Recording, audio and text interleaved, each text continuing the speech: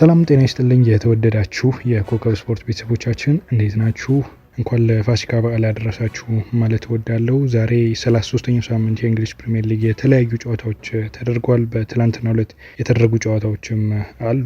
ዛሬ የአርሰናልና የኢፕስዊችን ጨዋታ እናነሳለን። 33ኛ ሳምንት የእንግሊዝ ፕሪሚየር ሊግ የተለያዩ ጨዋታዎች ተደርጓል። የአርሰናልን ጨዋታ ትኩረት አድርገን እናነሳለን። አብራችሁን እንድትቆዩ የምንጋብዘው ነው። ከጨዋታው በኋላ ምን አይነት አስተያየቶች ተሰጡ የሚሉትን ነገሮችም እንዳስሳለን። አርሰናል አንዳንድ ተጫዋቾቹንም በተቀያሪ ወንበር ላይ አስቀምጧል። የፒኤስጂ ፕላን ነው ማለት ይቻላል። ቀጣይ የፒኤስጂ ጨዋታውን ያደርጋል። ይህንንም ጉዳይ የምናነሳ ይሆናል። አብራችሁን እንድትቆዩ እንጋብዛለን። የእንግሊዝ ፕሪሚየር ሊግ 33ኛ ሳምንት ጨዋታዎች ተደርገዋል። በዚህ ጨዋታ አርሰናል ዛሬ ኢፕስዊችን ጋብዟል። ኢፕስዊች ላለመውረድ እየታገለ ያለ ቡድን ነው። ሳውዝሃምፕተን ወርዷል፣ ሌስተር ወርዷል። የመጨረሻዎቹን ሁለቱን ደረጃዎች የያዙት እነሱ ናቸው። በተለይ ሌስተር ሲቲ 19ኛ ደረጃ ላይ ነው የሚገኘው። 18ኛ ደረጃ ላይ ደግሞ ኢፕስዊች ታውን ይገኛል። ዛሬ ሽንፈትን አስተናግደዋል። 4-0 በሆነ ሰፊ ውጤት ነው ማሸነፍ የቻለው። ሊያንድሮ ትሮሳር ነበር ሁለት ግቦችን አርሰናል ያስቆጠረው በ14ኛው እና በ69ኛው ደቂቃ ላይ። ጋብ ማርቲኔሊ ደግሞ በ28ኛው ደቂቃ ላይ የአርሰናልን ግብ አስቆጥሯል። ኢታን ዋኔሪ 88ኛው ደቂቃ ላይ የመጨረሻዋን የአርሰናል ግብ አስቆጥረዋል። አርሰናል 4-0 በሆነ ውጤት ኢፕስዊች ታውንን መርታት ችሏል። በዛሬው ጨዋታ ላይ ሚኬል አርቴታ በተከላካይ መስመር ክፍል እንደተለመደው ጋብሪኤል ማጋሌሽ እንደተጎዳ ይታወቃል። ዊሊያም ሳሊባ እና ኪዊዮርን አጣምሯል። ከዛ ውጭ በአማካይ ቦታ ላይ ሜሬኖ፣ ራይስ እና ኦዴጋርድን ያሰለፈው። በአጥቂ ቦታ ላይ ደግሞ ጋብ ማርቲኔሊ፣ ትሮሳር እና ቡካዮ ሳካን አሰልፈዋል። የሚኬል ሜሬኖ በአማካይ ስፍራ ላይ ነው እንዲጫወት የተደረገው። በዛሬው ጨዋታ ላይ ሊያንድሮ ትሮሳር ነው የፊት መስመሩን እንዲመራ የተደረገውና ሜሬኖ አንዳንድ ጊዜ የፊት መስመር ተጫዋች ሆኖ እንዲሰለፍ ይደረጋል። አርቴታም ከጨዋታው በኋላ ይሄንን አድርጋል የሚል አስተያየት ተጠይቆ ነበር። ያው በቡድኑ የተለያዩ ተጫዋቾች ቨርሳታይል የሚባሉ ወይንም ደግሞ ሁለገብ የሚባሉ ተጫዋቾች ናቸው። ሚኬል ሜሬኖ አንዱ ነው የሚል አስተያየትን ሰጥቷል። ለቡድን በጣም ጥሩ እንደሆነና ለስኳድ ዴቭዝ በብዙ የሚረዳ እንደሆነ ነው አርቴታ የተናገረው። የዛሬውን ጨዋታ አስመልክቶ አርሰናል ሙሉ ቁጥጥር ነበረው ማለት ይቻላል። በዛሬው ጨዋታ ላይ ጨዋታውን በደንብ ተቆጣጥሮ ነው ማሸነፍ የቻለው። ከአውሮፓ ቻምፒዮንስ ሊግ ድል በኋላ ሌላ ድል ማሳካት ችሏል። ምናልባት የአርሰናል ደጋፊዎችን ሊያሳስብ የሚችለው ነገር በመጀመሪያው አጋማሽ ዴቪስ የሚባለው የኢፕስዊች ተከላካይ አስደንጋጭ የሚባል ጥፋትን በቡካዮ ሳካ ላይ ፈጽሞ ነበርና በቀጥታ በቀይ ካርድ ከሜዳ እንዲወጣ ነው የተደረገው። እንደሚታወቀው አርሰናል ወሳኝ የሆነ የአውሮፓ ቻምፒዮንስ ሊግ ጨዋታ ይጠብቀዋል በቀጣዩ ጊዜያት። ለዚህም ወሳኝ የሚባሉ ተጫዋቾቹ እንዳይጎዱበት ማድረግ አለበት እና በሰከንድ ሀፍ በሁለተኛው አጋማሽ ላይም አርቴታ የተለያዩ ተጫዋቾችን እንዲያርፉ በማለት አሳርፏል። ሳካም ከጉዳት ተርፏል ማለት ይቻላል። ሳካ በዚህ ጨዋታ ሆሪፊክ የሚባል ጥፋት ነበር ተከላካዩ የሰራበት። እንደሚታወቀው ቡካዮ ሳካ ከ3 ወር ጉዳት በኋላ ነበር ተመልሶ የመጣው ወደ ሜዳ በአውሮፓ ቻምፒዮንስ ሊግ የሪያል ማድሪድ ጨዋታ ላይ በመጀመሪያውም በደርሶ መልስ ማለት ነው በነበረው የአርሰናል ጨዋታ ተሰልፎ ነበር። በተለይ በሁለተኛው ጨዋታ ላይም ደግሞ ግብ እንዳስቆጠረ እናስታውሳለን። በዚህ ጨዋታ ላይ ተጫዋቹ እንዲጎዳ ሊያደርገው የሚችለው ጥፋት ነው የተሰራበት። አርቴታም ተጫዋቹን ከረፍት በኋላ ቀይሮ አስወጥቶታል በ58ኛው ደቂቃ ላይ ማለት ነው። ከዛ ባሻገር አርቴታ ሁሉንም ወሳኝ የሚባሉ ተጫዋቾች ቀይሮ ሲያስወጣ ያልነካው አንድ ክፍል ነበር። የተከላካይ ዲፓርትመንቱን አልነካም ነበር አርቴታ።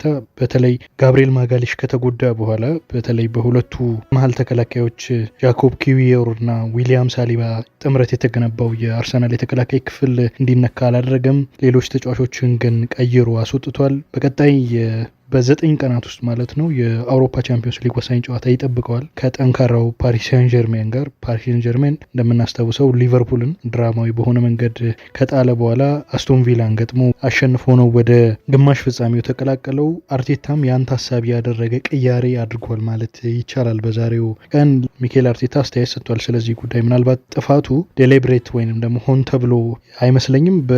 በነበረው በሜዳ ላይ በነበረው እንቅስቃሴ ነው ያየሁት። በስሎ ሞሽን ጥፋቱን አላየሁትም የሚል አስተያየቱን ሰጥቷል። ነገር ግን ሆን ብሎ ነው የሚል አስተያየት እንደሌለው ነው የገለጸው። ለማንኛውም ቡካዮ ሳካ ከጉዳት ተርፏል ማለት ይቻላል። ጉዳት እንዳልደረሰበትም አርቴታ ከጨዋታው በኋላ ተናግሯል። በዛሬው ጨዋታ ላይ አርሰናል ሙሉ ቁጥጥር የነበረው ጨዋታ ነው። በዛሬው ጨዋታ ላይ እና ማርቲኔሊ በጨዋታው ላይ ግብ አስቆጥሯል። እንደሚታወቀው በ2022/23 የውድድር ዘመን ማርቲኔሊ በጣም ድንቅ እንደነበር እናስታውሳለን። 15 ግቦችን አስቆጥሮ 5 ለግብ የሚሆኑ ኳሶችን አቀብሏል ይህ ተጫዋች። ነገር ግን ባለፉት 2 ዓመታት ግን የተጫዋቹ መቀዛቀዝ ይታይበት ነበር። በዛሬው ዕለት ግብ ማስቆጠር ችሏል ጋብ ማርቲኔሊ። አርቴታ በጨዋታው ላይ ሚኬል ሜሬኖን ጨምሮ ቡካዮ ሳካን፣ ማርቲኔሊን፣ ዴክላን ራይስን ተቀይረው እንዲወጡ አድርጓል በጨዋታው ላይ። ምክንያቱም ወሳኝ የሆነው የአውሮፓ ቻምፒዮንስ ሊግ ጨዋታ የሚጠብቀው ነው። እረፍት እንዲያደርጉ እነዚህን ተጫዋቾች በፍጥነት ቀይሮ ማስወጣት ችሏል። ትሮሳርንም 2 ግብ አስቆጥሯል። ነገር ግን ተቀይሮ እንዲወጣ አድርጓል። በ84ኛው ደቂቃ ላይ ነው ማለት ነው። ቴርኒ፣ ሉዊስ ስኬሊን፣ ስተርሊንግን ቀይሮ አስገብቷል። ኢታን ዋኔሪም ተቀይሮ ገብቶ ግብ ማስቆጠር የቻለበት አጋጣሚ ነው የተፈጠረው በዛሬው ጨዋታ ላይ። አርሰናል ውጤቱን ተከትሎ እንደሚታወቀው 2ኛ ደረጃ ላይ ነው ያለው። ሊቨርፑል 1ኛ ደረጃ ላይ ነው ያለው። ጋብ ማርቲኔሊ በዛሬው ጨዋታ ግብ ማስቆጠሩን ተከትሎ 4ኛው በትንሽ እድሜው 50 ግቦች ላይ መድረስ የቻለ ተጫዋች መሆን ችሏል። ቡካዮ ሳካ በ22 ዓመት ከ159 ቀን ነበር 50 ግቦች ላይ መድረስ የቻለው። ሴስ ፋብሪሃስም በ23 ዓመት በ134 ቀን ነበር 50 ግቦች ላይ መድረስ የቻለው። ሌላው ቴዮ ዋልኮት ነው።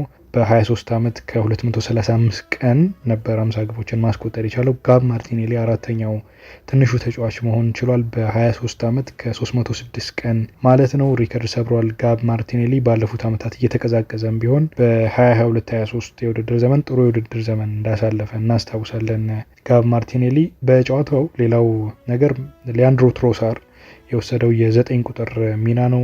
እንደሚታወቀው ሚኬል ሜሬኖ ነበር በአንዳንድ ጨዋታዎች የፊት አጥቂ የሆነው ሲጫወት የተመለከት ነው ማለት ነው እና ካይ ሃቨርትዝ ከተጎዳ በኋላ በተለይ ሚኬል ሜሬኖ በደንብ የካይ ሃቨርትዝን ቦታ በመተካት የፊት መስመሩን እየመራ እንደነበር እናስታውሳለን እና በተለይ ደግሞ በሀሰተኛ የ9 ቁጥር ቦታ መሰለፉ ማለትም በፊት መስመር ላይ መሰለፉ ከኦዴጋርድ፣ ዋይት እና ሳካ ጋር ያለውን ሊንክ እንዲያደርጅና ለቡድኑ ኳሶችን እንዲፈጠር ግቦችን እንዲያስቆጥር ረድተውታል ማለት ይቻላል እና ባለፉት ጊዜያት ይህ ቤልጂየማዊ አጥቂ በፎርም ረገድ በአቋም ረገድ ይታማ ነበር፣ እየታገለም እንደነበር ነበር። ነገር ግን እና በዛሬው ጨዋታ ላይ የሚገርም እንቅስቃሴን አድርጎ 2 ግቦችን ለአርሰናል ማስቆጠር ችሏል።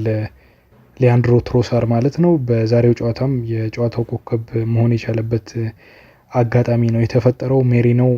ሜሪኖም በዛሬው ጨዋታ ላይ በደንብ ከሱ ጋር ተጣምሯል ማለት ይቻላል። በዛሬው ጨዋታ ላይ አርሰናል በቀጣይ ወሳኝ የአውሮፓ ቻምፒዮንስ ሊግ ጨዋታ ይጠብቀዋል።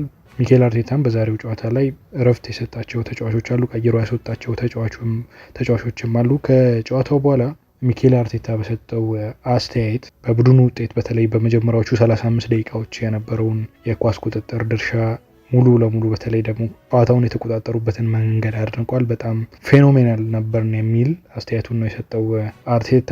በተጫዋቾቹም ደስተኛ እንደሆነ ነው። በተለይ ከአውሮፓ ቻምፒዮንስ ሊግ ድል በኋላ ይህንን ማድረጋቸው በጣም ደስተኛ እንዳደረገው ገልጿል። የኮከብ ስፖርት ቤተሰቦቻችን ለዛሬ ያዝናቸው ስፖርታዊ መረጃዎች ይህንን ይመስላሉ። መልካም ጊዜ ይሆንላችሁ።